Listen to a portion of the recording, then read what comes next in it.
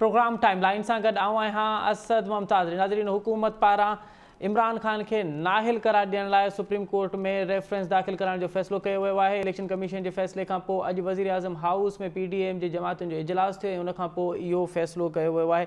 जेको प्रोग्राम में हिन ते ॻाल्हाईंदासीं त आर्टिकल 62 ऐं आर्टिकल 63 सियासी पार्टियुनि लाइ केतिरो ख़तरनाक साबित थियो आहे। सियासी पार्टियूं आख़िर छो आर्टिकल 62 ऐं 63 खां सिखनि कोन पियूं या उनखे ख़तमु करण या उन बाबति तरमीम करण लाइ छो राज़ी कोन्हनि। हर पार्टी ख़ासि करे सियासी मक़बूल लीडर इन जो निशान छो था बणजनि। प्रोग्राम में इन ते ॻाल्हाइबो ऐं गॾो गॾु ॻाल्हाइबो त इम्कानी तौर ते PTI पारां रेड ज़ोन में एहतिजाज जे हवाले सां अॼु घरू वज़ीर राना सनाउल्लाह चयो आहे त रेड ज़ोन में अगरि कोई बि दाख़िल थियो त पोइ का मयार न ॾिनी वेंदी।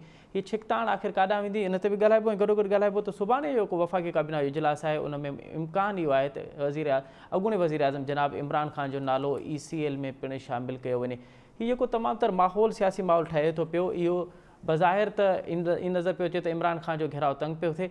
हक़ीक़त इहा आहे त हीअ के फ़ैसिला थियनि था पिया, इहे इमरान खान जी मक़बूलियत लाइ केतिरो इज़ाफ़ो थिए थो पियो उन्हनि फ़ैसिलनि में। इन तमामु मौज़ूअनि ते ॻाल्हाइबो। हिन असांखे प्रोग्राम में जॉइन कयो आहे आफ्ताब जहांगीर साहब, पाण तहरीक इंसाफ़ जा मरकज़ी अॻवान आहिनि, क़ौमी असेंबली जा मेंबर आहिनि। उन सां गॾो गॾु ज्ञानचंद साहब, पाण अॻूणा सेनेटर आहिनि, पीपल्स पार्टी जा मरकज़ी अॻवान आहिनि। उन सां गॾो गॾु असांखे जॉइन कयो आहे राजा अंसारी साहब, पाण मुस्लिम लीग नून जा सिंध जा सीनियर नायब सदर हैं। आफ्ताब जहांगीर साहब, आपसे प्रोग्राम का आगाज़ करते हैं कि अब आर्टिकल 62 और 63 की तलवार जो है वो अब आपके सर के ऊपर भी है। हमने देखा कि कई सियासी रहनुमा इसके शिकार हुए हैं। क्या सियासी पार्टियों को आर्टिकल 62 और 63 में तरमीम करनी चाहिए? अच्छा, देखिए, बहुत शुक्रिया कि सर आपने मुझे अपने प्रोग्राम में मौका दिया और मेरे साथ जो शरीके गुफ्तगू हैं उन दोनों को मेरा सलाम। जी सर। देखिए, बात ये है कि आर्टिकल 63 या 62 जो है उसको होना तो चाहिए, इनका हिस्सा है, क्योंकि वो तो पार्लियामेंट का काम है कि उसको खत्म करते हैं कि नहीं करते, उसमें अमेंडमेंट लाते हैं नहीं लाते, लेकिन अभी तो मौजूद है जी। लेकिन देखें ये कि ये इसके शिकार कौन लोग होते हैं जी, ये किसके ऊपर इम्प्लीमेंट होता है, ये सिर्फ सियासतदानों पे होता है जी। और आपने कभी किसी और इदारे के किसी उसके ऊपर नहीं देखा कि जी आपने ऐसा कोई गलत काम किया या जिसको आपने डिनाई किया हो और फिर या कोई आपने ऐसी हरकत की जिसकी वजह से आपके ऊपर आर्टिकल 63 या कोई लगता है जी। तो ये जितने भी कानून है इस किस्म के, ये सिर्फ सियासतदानों के लिए हैं जी। ठीक है जी, होना चाहिए। हालांकि कानून तो पूरे मुल्क में एक जैसा होना चाहिए, वो सियासतदानों के लिए भी होना चाहिए, वो एस्टेब्लिशमेंट के लिए भी होना चाहिए, वो जजेस के लिए भी होना चाहिए जी। लेकिन अगर मैं कभी कभी सोचता हूँ कि अगर 63 का इतलाक जजों पे हो तो फिर क्या होगा, क्योंकि आप देखें कि जब कोई फैसला आता है तो वो फैसला या तो किसी के हक में होता है या किसी के खिलाफ होता है जी। और ऐसे फैसले भी आए कि जिसमें हाई कोर्ट ने सजाए मौत दे दी है जी। और बंदे को सजा मौत हो गई और बाद में पता चला कि जी सुप्रीम कोर्ट ने उसको बरी कर दिया है जी, समझे ना जी। तो फिर क्या होगा, वो जो जज है उसके बारे में क्या होना चाहिए कि भाई आपने क्यों इतना गलत फैसला कर दिया कि एक आदमी को दुनिया से उठवा दिया आपने जी। और उसके ऊपर तो जो केस था वही गलत था जी। तो ऐसे बहुत सारी चीजें हैं। अच्छा आफ्ताब साहब, जब 18वीं तरमीम आ रही थी तो उस पर पीपल्स पार्टी का ये इंसार था कि 62 और 63 ख़त्म किया जाए, लेकिन फिर मियाँ नवाज शरीफ साहब उस वक्त वो कह रहे थे कि ये होना चाहिए। उसके बाद हमने देखा कि मियाँ नवाज शरीफ इसका शिकार हुए।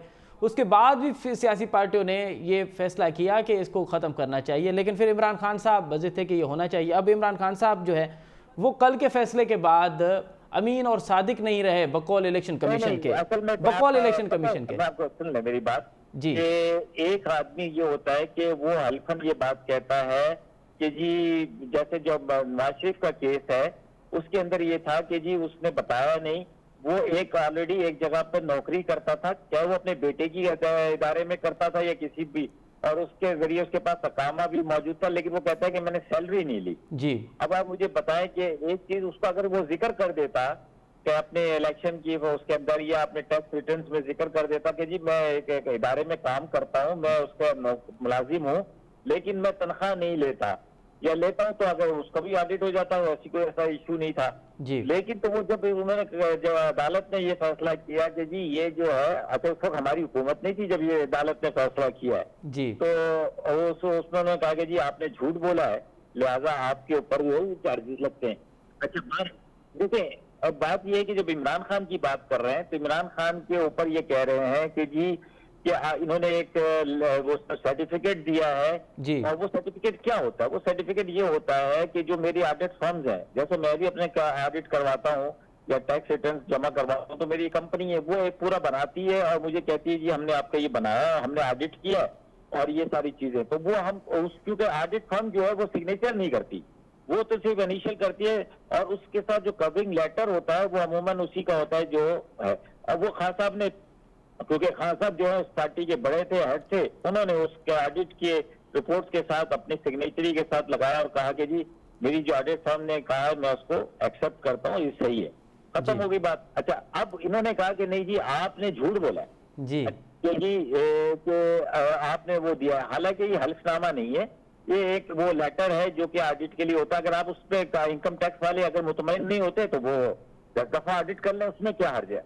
लेकिन वो ये नहीं कहते कि भाई तुम मालिक हो, तुम चोर हो, तुमने झूठ बोल दिया तो लिहाजा तुम्हें जेल में डाल देते। वो कहते हैं कि जी आपका ऑडिट जो था, आपका जो टैक्स रिटर्न था, वो हमने समझा कि इसमें बहुत सारी कमजोरियां हैं और इसको दोबारा हम इसकी ऑडिट करवाएंगे या करेंगे, या अपने ऑडिटर के कहो कि मेरे साथ आके बैठे जी। लेकिन ऐसा नहीं है। अच्छा, लेकिन आफ्ताब साहब जी जी जी जी जी जी प्लीज जी जी जी प्लीज जी। अच्छा देखिए, अभी इस वक्त का जो वजीर आजम है जी, उसने एक हल्फनामा दिया सुप्रीम कोर्ट के अंदर जी और कहा कि मेरा भाई की हालत बहुत खराब है, वो मरने वाला है और 6 हफ्ते के बाद वो जो है वो इलाज करा के वापस आ जाएगा जी। अब उस हल्फनामे के मुताबिक तो 6 हफ्ते के बाद उसको वापस आना चाहिए ना जी, लेकिन वो नहीं आया। तो इसका मतलब क्या होगा, उसने झूठा हलफनामा दिया जी, और वो झूठा हलफनामे की बुनियाद में तो वो भी 62-63 में आ जाता है जी। और उसकी बेटी ने जो जमानत ली है वो इसलिए ली थी कि जी मैं जाके अपने बाप की जो है ईमानदारी करना चाहती हूँ, खिदमत करना चाहती हूँ, मुझे जो है वो जो है मेरा वालिद बीमार है तो इसलिए मुझे जमानत दी जाए। लेकिन वो बाप की खिदमत करने के बजाय वो तो सियासी जलसे कर रही है, तो इसलिए ये फिर क्या, इसके ऊपर कौन सा कानून लगेगा ये मुझे नहीं पता। या आपके पास यकीनन कोई अच्छे एक्सपर्ट्स मौजूद होंगे, वो बताएंगे कि इस पर कौन सा लगता है। अब एक तरफ वजीर आजम और उसके बेटे को जो वजीर आला का उम्मीदवार है उस पर फर्द जुर्म आयद हो रही है और वो डेटे आगे पे आगे किए जा रहा है। इसमें कानून क्या कहता है मुझे नहीं मालूम, आप पता कर लें किसी से। लेकिन बहुत सारी चीजें जी बिल्कुल, या तो ये कि बैठ के हमको सही बेहतर तरीके से कानून साजी कर लें, जैसे आज हमने नैब के अंदर किया कि 50 करोड़ से नीचे की जो करप्शन है वो करप्शन ही नहीं है। अच्छा, वो नैब में ही नहीं आएगी। 50 करोड़ से ऊपर कोई बड़ा कमाल दिखाएगा तो वो तब नैब के अंदर आएगा जी। तो लेकिन आफ्ताब साहब, ये जो आपकी बातें हैं ये ठीक है, ये पॉलिटिकल वर्जन आपका हो सकता है कि आपको आपने एक सर्टिफिकेट जमा कराया। अब इमरान खान साहब को क्या पता कि उनको तो जो उस वक्त की ऑडिट टीम थी वो उसने बताया और इमरान खान साहब ने कर दिया। लेकिन कानूनी तौर पे आप कैसे साबित करेंगे क्या इमरान खान साहब? मैं भी तो जमा कराता हूँ और आप भी कराते होंगे, आप भी अगर टैक्स दे होते होंगे, आपकी कोई कंपनी होगी तो आप भी रिटर्न जमा कराते होंगे, वो खेलदास भी कराता होगा, दूसरे भी कराते होंगे, जो भी है। और उसमें ये कभी किसी को आपने देखा कि उसको जी कहा कि नहीं जी इसको बंद कर दो? भाई वो गलत भी हो सकता है, सही भी हो सकता है। अकाउंटेंट जो है, गवर्नमेंट का इदारा जो है, उसको कहेगा ये गलत आपने जमा कराया है, समझे ना। और अभी तो देखिए एक चीज और जी सर, ये इलेक्शन कमीशन ने कहा कि पहले तो ये फॉरेन फंडिंग नहीं है, ममनुआ फंडिंग है, और फिर उसने एक शोकाज दिया है कि जी हम आपके जवाब से मुतमईन नहीं है जी। एक बात, आप हमारे जवाब से मुतमईन नहीं है तो हमारा काम है ना कि हमारी वो एक टीम आएगी जी, वो आकर बैठेगी आपके साथ, आपको मुतमईन करेगी। अगर आप फिर भी मुतमईन नहीं होते तो फिर जो कानून कहता वो। लेकिन आपने एक तरफ कहा कि जी शोकाज का है और दूसरी तरफ शोकाज की ही बुनियाद को और उसको देखते हुए आपने वफाकी हुकूमत को कहा कि जी इनके खिलाफ रेफरेंस दाखिल कर दो, इनको जेल में डाल दो, इनको नाइल कर दो। ये आप कौन होते हैं ये इख्तियार देने वाले? आप तो अपने जवाब के मुंतजिर हैं। आपने जो शोकाज दिया उसका जवाब चाहिए आपको। अगर हम जवाब देने से इनकार करें तब तो आप किसी इदारे को बोलो कि भाई हमने इसको बार बार बुला रहे हैं, जवाब के लिए शोकाज का जवाब नहीं दे रहा, तो लिहाजा हम केस जो है वो एंटी करप्शन में वो केस जो है हम जो भी रेलिवेंट जो भी इदारा है इसके मुतालिक हम उसको रेफर कर रहे हैं। खत्म हो गई बात। सर ये एंटी करप्शन का मामला नहीं है, ये मुल्की सालमियत का मामला है। आपने गैर मुल्कियों से पैसे लिए हैं और ये इलेक्शन कमीशन ने साबित किया है। सुन ले मुल्की सालमियत का मामला होता तो बेनजीर ने कहा कि उसामा बिन लादेन से पैसे लिए नवाज शरीफ ने और मुस्लिम लीग नून ने। उसके बाद बिलावल भुट्टो तकरीर करके कहता है कि तुमने पैसे लिए उसामा बिन लादेन से। इसका तो कल एक साहब ने पूछा, एक खोसा साहब से जी, तो उन्होंने कहा जी वो मतलब वो पुरानी बातें याद ना दिलाएं, तकलीफ होती है। अब आप मुझे बताएं। अच्छा, लेकिन आफ्ताब साहब नून लीग और पीपल्स पार्टी का मामला अपनी जगह पे वो ठीक है, लेकिन आप इस बात से तो वो ले उसामा बिन नहीं, ठीक है, जिसको दुनिया कहती है दहशतगर्द, ये कहते हुए भी डरते हैं, ये कह दो ना। सर मैं आपकी बात से डिनाई नहीं कर रहा ना, लेकिन मैं कह रहा हूँ आप भी ये कबूल कर लें कि आपने पैसे लिए हैं। आप ये नहीं कह रहे कि आपने पैसे नहीं लिए, पैसे लिए हैं आपने। हमने सारा ऑडिट दिए यार। आप मुझे बताओ 40,000 के हमने दिए, अकाउंट्स दिए हैं हमने, तो अब बताया कोई चीज छुपाई नहीं। इन्होंने कौन से दिए ये तो बताएं। इनका भी तो केस 4 साल से चल रहा है। उसने ये बताया ना कि जी हमने भी दिया हुआ है, और हमने और इमरान खान की उसमें जो है तहरीक इंसाफ में ये फर्क है। ठीक है। राजा अंसारी साहब, अब आपने तफसीली गुफ्तगू सुनी आफ्ताब जहांगीर साहब की। आफ्ताब जहांगीर साहब ने कहा कि हमने तो पैसे लिए, लेकिन इन्होंने भी तो पैसे लिए, इन्होंने तो उसामा बिन लादेन से पैसे लिए। 4 साल से आपका केस चल रहा है, उसका फैसला नहीं आ रहा। ये है कि हमारे ऊपर जितने इल्जामात हैं जी, उसमें से साबित क्या हुआ है। लिहाजा इस वक्त इशू ये है कि एक इलेक्शन कमीशन ऑफ पाकिस्तान का एक फैसला आ चुका है जी, और उस फैसला जो 70 पेजेस पर मबनी है, हर पेज पे सिग्नेचर हैं, हर पेज पे स्टैंप्स लगे हुए हैं, और मैंने उस पूरे फैसले को तफसीली पढ़ा है। पीटीआई का जो ऑप्शन है या जो पीटीआई का जो व्यू है वो सिर्फ और सिर्फ एक प्रोपेगेंडा पे मबनी है, और वो लोगों को सिर्फ और सिर्फ बेवकूफ बनाने में लगे हुए हैं, और वो पूरे फैसले का जो जर्स है वो उसको तबाह और बर्बाद कर रहे हैं। बेसिकली इशू ये है कि ये कोई इस तरह का इशू नहीं है कि जी सर्टिफिकेट में उन्होंने गलत लिख दिया या ऑडिट फर्म की जिस तरह बात कर रहे हैं जी। 2 बुनियादी इश्यूज हैं जो इलेक्शन कमीशन ऑफ पाकिस्तान ने डिक्लेयर कर दिए जी। नंबर 1 ये है कि पाकिस्तान के कानून में ये जुर्म है कि आप किसी भी गैर मुल्की शहरियत रखने वाले से पैसे लें, और वो चीज डिक्लेयर हो चुकी है कि भारतीय शहरी, इसराइली शहरी, अमरीकी शहरी और यूरोपियन शहरी से वो पैसे लिए गए हैं। वो 1 रुपया हो, वो 100 रुपए हो, या वो $13,000 हो, वो कितने भी अमाउंट हो, लेकिन गैर मुल्की शहरियत से। अच्छा, मजे की बात देखें कि चोर जिस वक्त बोल रहे थे तो जो इस मुल्क के असल वारिस चुप करके सुन रहे थे, अब असल वारिस बोलना शुरू हुए तो चोरों को पेट में मरोड़ पड़ रहे हैं। तो बराए मेहरबानी सुने, मैंने 16 मिनट आपने गुफ्तगू की जनाबे आली, मैं आपको सुनता रहा, मैं आपका एहतराम करता हूं, लेकिन आप सुनने की हिम्मत रखें। अगर मैं अपने दलाइल में झूठ कहूं तो आप अपनी बारी पे जी। आफ्ताब साहब आपके पास आ रहे हैं प्लीज। जो भी मैं क्लेम कर रहा हूं, अगर मैं झूठ उसमें कहूं तो आप अपनी बारी में उसको डिनाई करें, मैं आपको।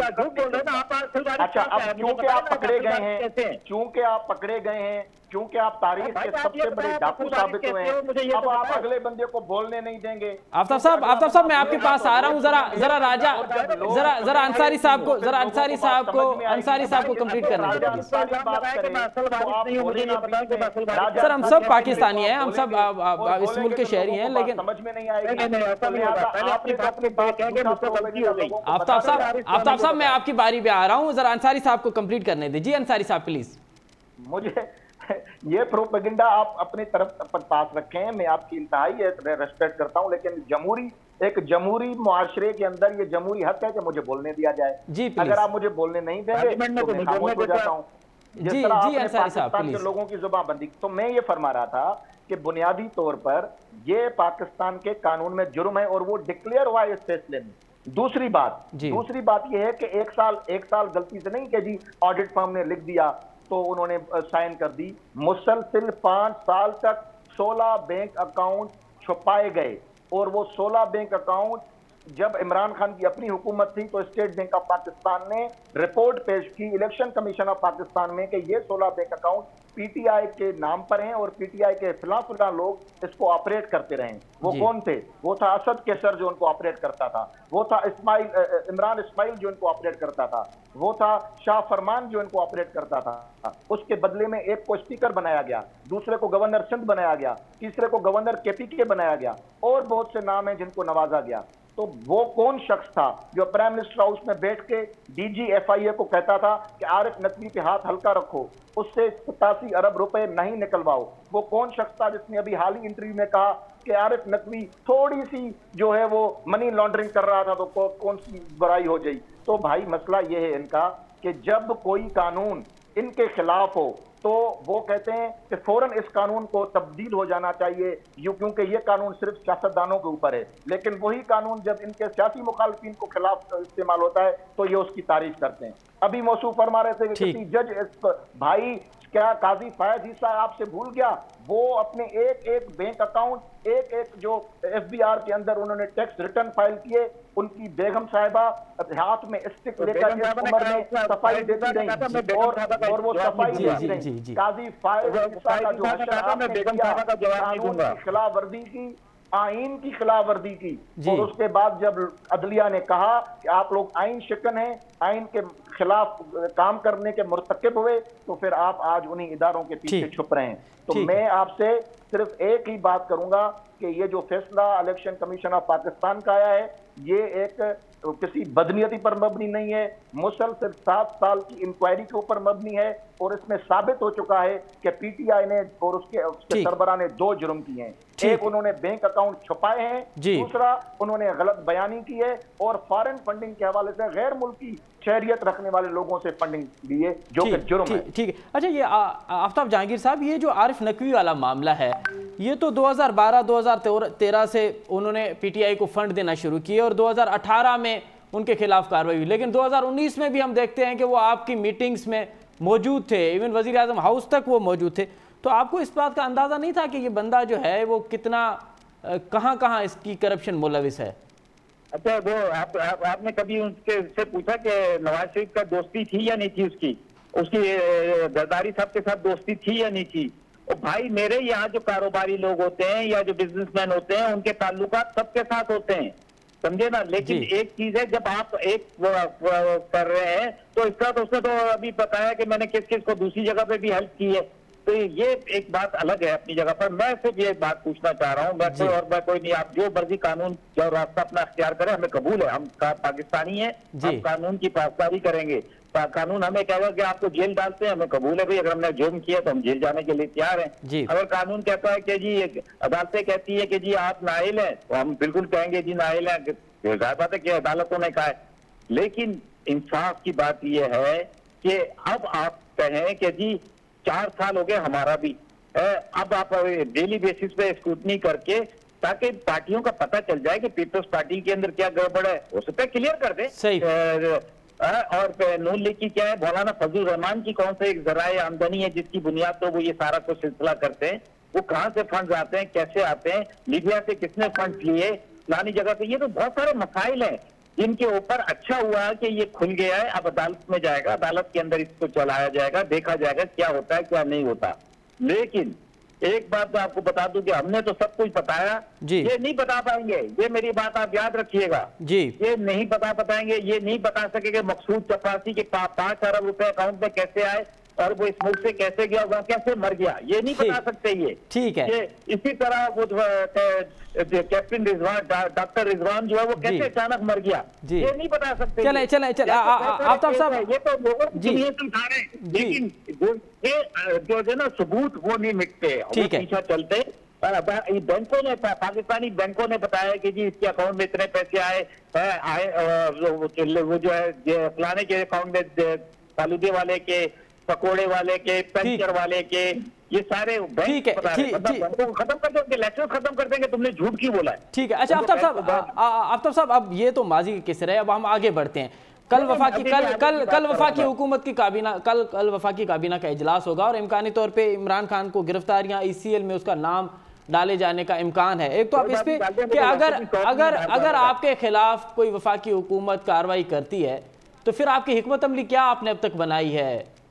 सर, पहली बात तो ये कि ये है गोला मोड़ से लेकर 12 को तक की हुकूमत। अच्छा, ये ध्यान में रखिएगा। जी जी जी जी सर, बस ये ध्यान में रखिएगा जी। आपकी हिकमत अमली क्या होगी अगर इमरान खान का नाम ECL या गिरफ्तार? मैंने आपको बता दिया, ये 12 को तक की हुकूमत है, गोला मोड़ से लेकर। तो आपको लगता है कि वफाकी हुकूमत आपके खिलाफ कुछ नहीं कर सकती, कोई कार्रवाई नहीं हो सकती? करके देख ले सर। अभी 25 मई को तो पंजाब पुलिस को इस्तेमाल किया था ना जी। अब पंजाब हुकूमत आपके पास है, आप कह रहे हैं कि कुछ नहीं होगा। आवाम का फैसला है, आवाम का फैसला है। अच्छा, तो 1 करोड़ वोट लिए थे नवाज शरीफ साहब ने। आफ्ताब साहब, वो जब उनके खिलाफ कार्रवाई हो सकती है तो फिर इमरान खान के खिलाफ क्यों नहीं हो सकती सर? यार अदालत करे ना, हमने कब मना किया है? अच्छा, अदालत करे, किसने रोका है?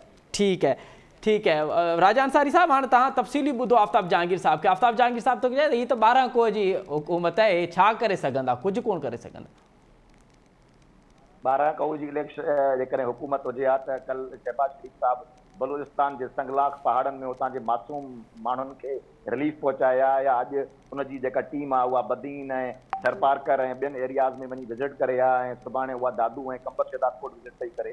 सो इहा ॻाल्हि हिननि जी जंहिंजे चवण में छा आहे, ही त आहिनि ई पाकिस्तान जा दुश्मन माण्हू, गद्दार वतन साबित थी चुका आहिनि। इन करे ही त चवंदा त वफ़ाक़ जी हुकूमत जेको वफ़ाक़ जी अलामत हूंदी आहे उनखे लिमिटेड करे आणींदा वञी करे इस्लामाबाद ताईं, ऐं उहे पंहिंजे लफ़्ज़नि में ई हूंदी, हक़ीक़त इहा न आहे। अॼु बि वापडा पूरे पाकिस्तान में आहे, जेको वफ़ाक़ी इदारो आहे, ODDC पूरे पाकिस्तान में आहे।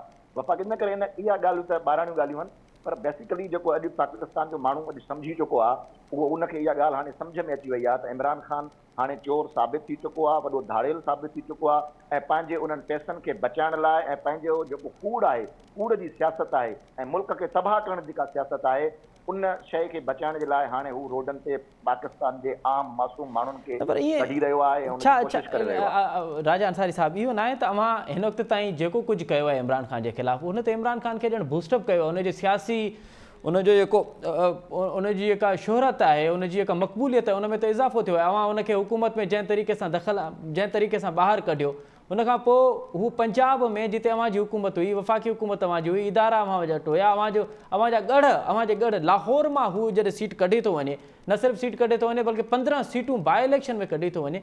हिन खां पोइ जॾहिं अव्हां उनजे ख़िलाफ़ कंहिं क़िस्म जी कार्रवाई कंदो त इहो त अव्हां ॼण उनखे सियासी तौर ते बूस्टअप पिया कयो। असर बि ईअं थींदो आहे, इहे जेका पॉपुलरिटी तव्हां नज़र अचे थी न, पॉपुलरिटी महसूल उनजी हुई, पॉपुलरिटी हिटलर जी बि हुई। जेके इन क़िस्म जी कुंद ज़हनियत रखंदड़ माण्हू हूंदा आहिनि, जेके पंहिंजे शख़्सियत जे अंदरि डिक्टेटर माण्हू हूंदा आहिनि, जेके प्रोपेगेंडा कंदा आहिनि, उहे वक़्ती तौर ते फ़ाइदो वठी वेंदा आहिनि ऐं पॉपुलरिटी जे उरूज ते पहुचंदा आहिनि। पर पोइ ओड़े ई उन ई स्पीड सां जॾहिं उन्हनि जो निकाब उन्हनि जे मुंहं तां लहंदो आहे ऐं जॾहिं हू माण्हुनि जे साम्हूं वाइखा थींदा आहिनि, त पोइ उन ई स्पीड सां हू ज़मीन बोस बि थी वेंदा आहिनि। इन करे हाणे हीअ सॼी तयारी आहे, ॾिसो पिया इमरान खान कहिड़े तरीक़े सां एक्सपोज़ पियो थिए पाकिस्तान जे माण्हुनि जे अॻियां। उहो इमरान खान ई हुयो न जंहिं जलसन में चयो, मैं अपनी कौम से झूठ नहीं बोलूंगा। अॼु ॾिठो तव्हां त 16 बैंक अकाउंट जेके इन्हनि जा पंहिंजा माण्हू ऑपरेट पिया कनि, उहे उन्हनि ॿुधाया ई न हुया। ऐं हाणे वरी तावील छा आहे त इमरान खान खे ख़बर न हुई।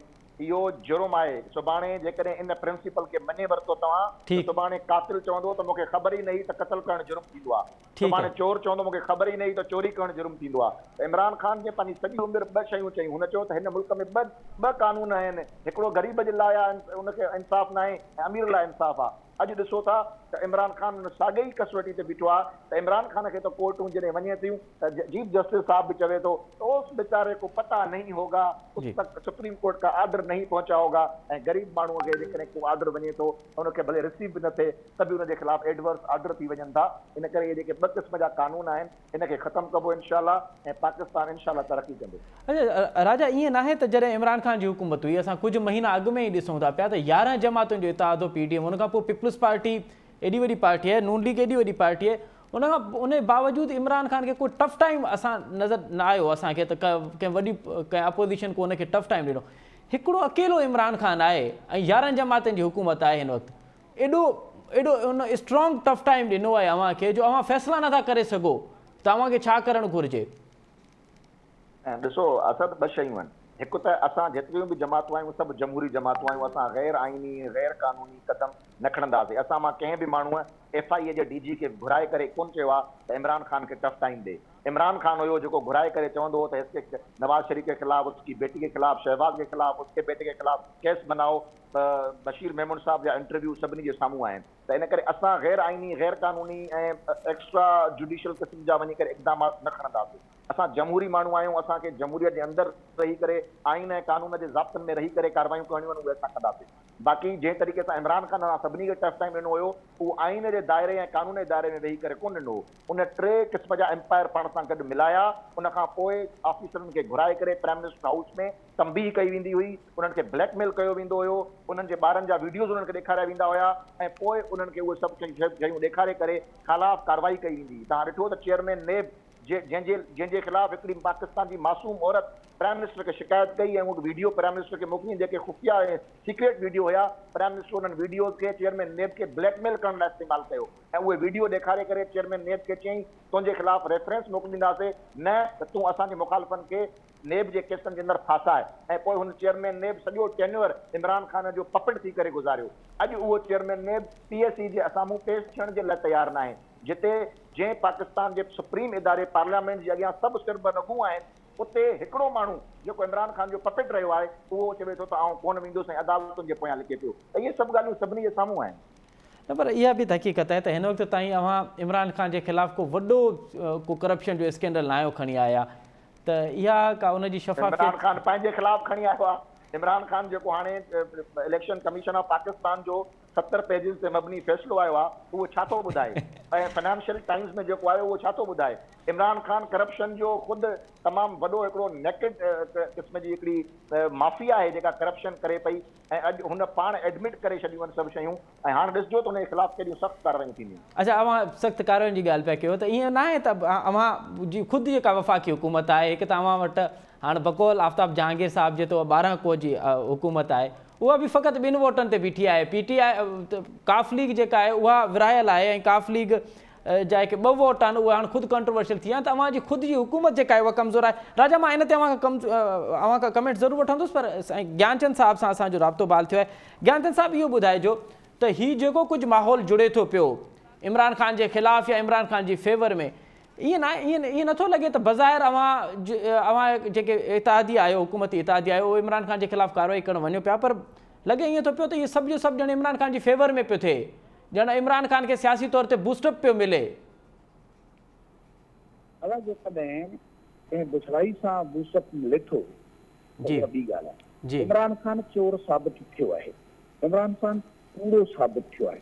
हिकिड़े इदारे हिन जे जेको सर्टिफिकेट ऐं एफिडेविट आहे उनखे पूरो करार ॾिनो आहे। सुप्रीम कोर्ट में जॾहिं फ़ैसिलो वियो त चयो त हिन जी का ऑथेंटिकेशन कोन्हे, हीउ कमु असांजो कोन्हे ऐं लाॻापियल इदारो कंदो। लाॻापियल इदारे जी इन्वेस्टिगेटिव रिपोर्ट अची चुकी, उनते हुननि जी डिसीजन अची चुको।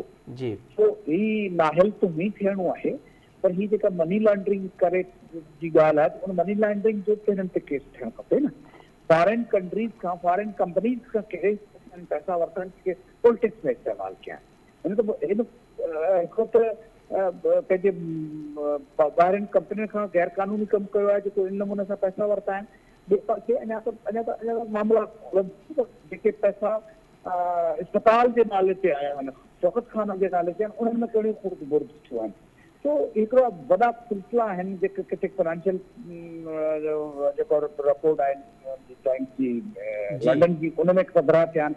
हिकिड़ा असांजे इलेक्शन कमीशन पधरा कया आहिनि। त हाणे असुल चेहरो जेको इमरान खान जो आहे उहो ज़ाहिर पियो नज़र अचे। हीअ अमेरिका जी गुलामी, अमेरिका जी गुलामी, अमेरिका जे डॉलरनि ते बि पलियो आहे।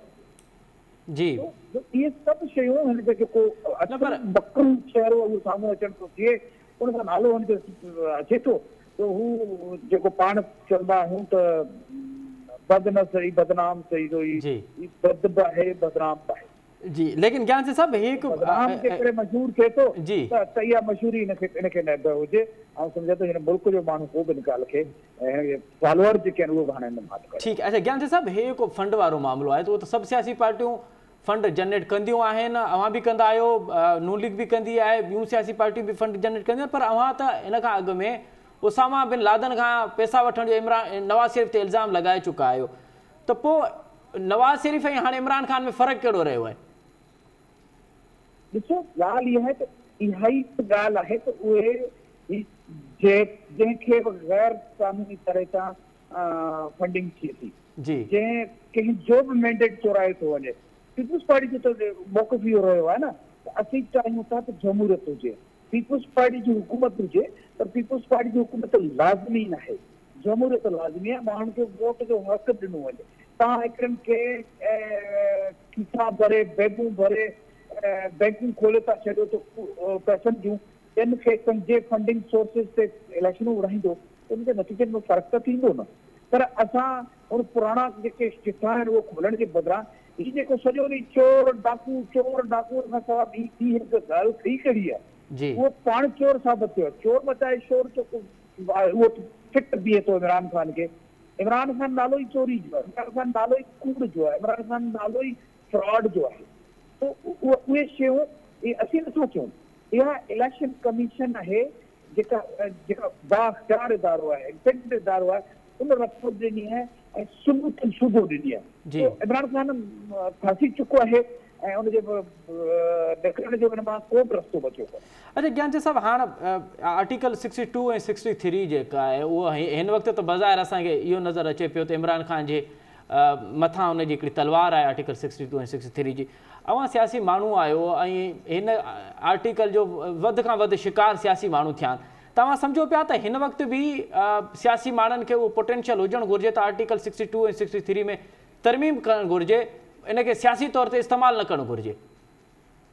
ॾिसो, असांजो असांजी पार्टी जो मौक़िफ़, मुंहिंजो पंहिंजो ज़ाती मौक़िफ़ जी, को बि फ़रिश्तो नथो थी सघे जी कंहिं जा के क्रिमिनल शयूं आहिनि त क्रिमिनल प्रोसीडिंग्स थियणु खपनि जी।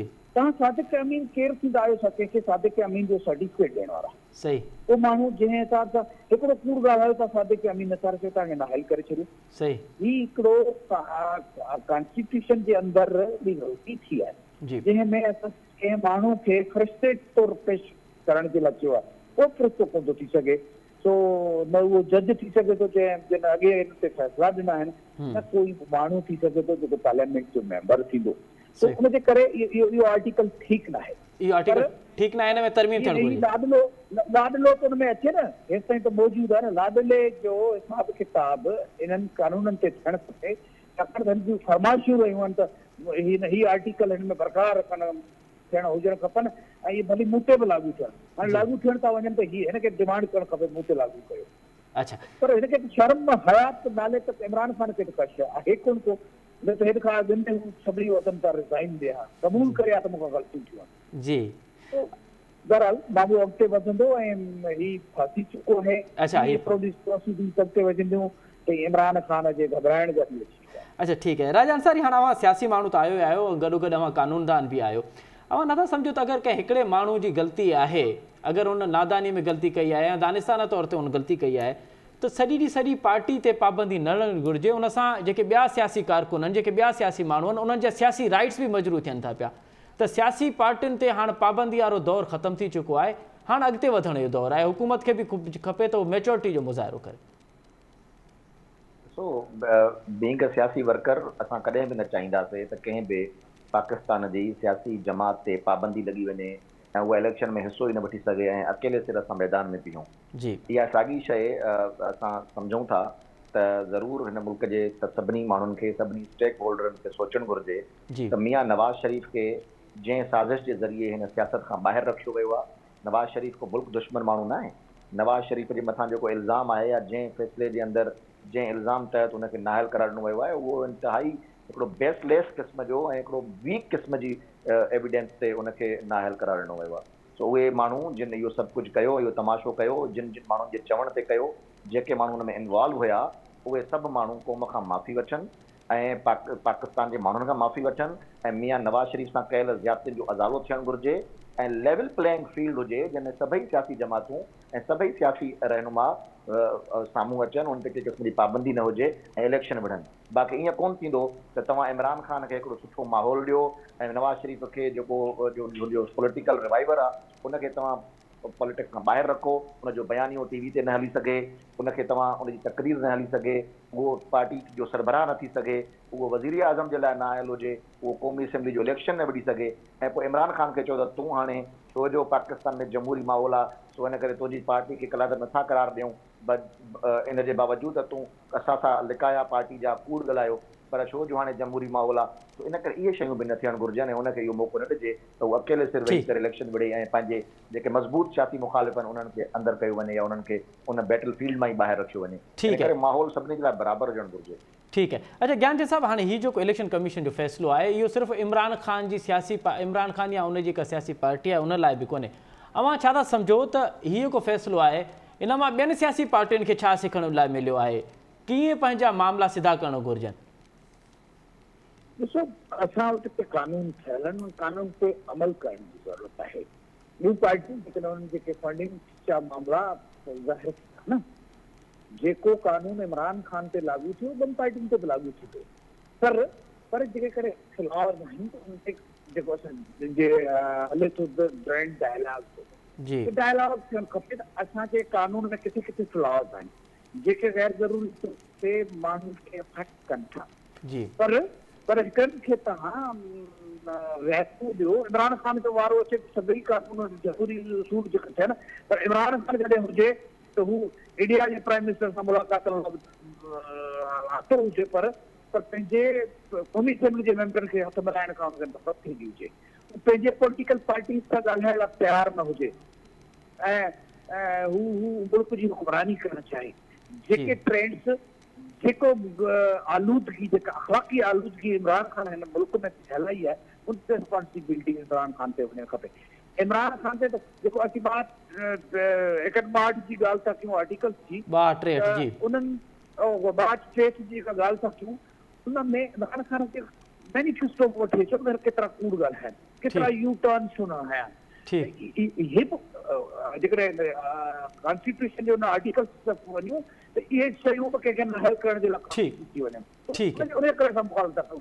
तो इमरान खान के इहे सभई मामला आहिनि उहे बि भोगणु खपजनि, उन सां गॾोगॾु हुनखे हाणे रिक्वेस्ट करणु खपे ऐं हू हलियो अचे राई साहब वटि हलियो अचे भई आऊं तव्हां सां गॾिजी वेंदो तयारु आहियां, तव्हांजी गाइडेंस वठण लाइ तयारु आहियां, मुल्क खे अॻिते वठी वेंदो आहे। त हीउ आयो ई मुल्क में फितनो पैदा करणु आहे। ठीक है,